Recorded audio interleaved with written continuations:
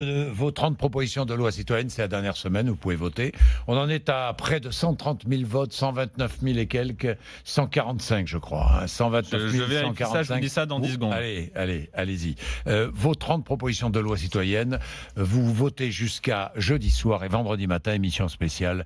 Nous dévoilerons ces 30 propositions de loi citoyenne que nous porterons devant tous les élus de la République. Et parmi les propositions, vous savez que c'est toujours la proposition de revalorisation du salaire des enseignants qui arrive en tête, toujours première, mais il y en a une qui est dans les toutes premières, c'est la réindexation des retraites sur l'inflation. Mathieu Rouault, la proposition réapparaît parmi les pistes présentées, notamment, et c'est un signe, par le parti La République En Marche hier à Chartres. Oui, proposition qui réapparaît, oui, mais précision importante, seulement pour les retraités les plus modestes. Il faut revenir sur la sous-indexation des pensions pour les retraités les plus modestes, dit Stanislas Guerini, le délégué général d'En Marche.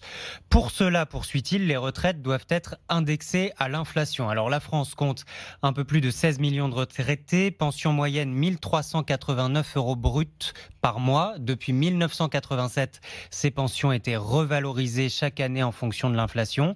Mais cette année, le gouvernement a décidé d'une augmentation largement inférieure à l'inflation, 0,3% quand l'inflation est d'1,8%. Et il devrait en être de même comme ça pour 2020 et 2021. Alors revenir à un calcul des pensions indexées à l'inflation fait partie des propositions sur rmc.fr. C'est aussi une attente très forte de Christian Bourreau, le vice-président de la Confédération française des retraités. Il se réjouit donc de la position d'En Marche, mais il attend qu'on lui précise les choses. C'est quoi un modeste ? C'est 1200, c'est 1600, c'est 2000. Ce que nous demandons, c'est l'indexation sur l'inflation, de telle manière à maintenir le niveau de vie, le pouvoir d'achat, si vous voulez, des retraités. Et s'amuser ensuite à faire des clivages.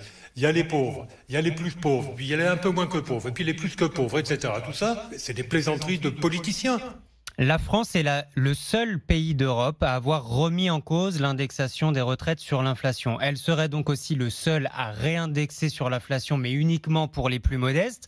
Mais nous sommes aussi, il faut le dire, malgré les apparences, l'un des seuls pays d'Europe où le pouvoir d'achat des retraités continue de progresser. Et surtout, l'un des seuls pays d'Europe où les retraités ont un revenu bien supérieur au reste de la population. En moyenne en France, les plus de 65 ans gagnent 14% de plus que le reste des Français. Jacques Bichot est économiste, professeur à l'université Lyon 3, spécialiste des retraites. Le retraité moyen n'est pas à plaindre par rapport aux salariés moyens. Si on avait une inflation à 10%, ce serait différent. Mais là, on a une inflation entre 1 et 2%.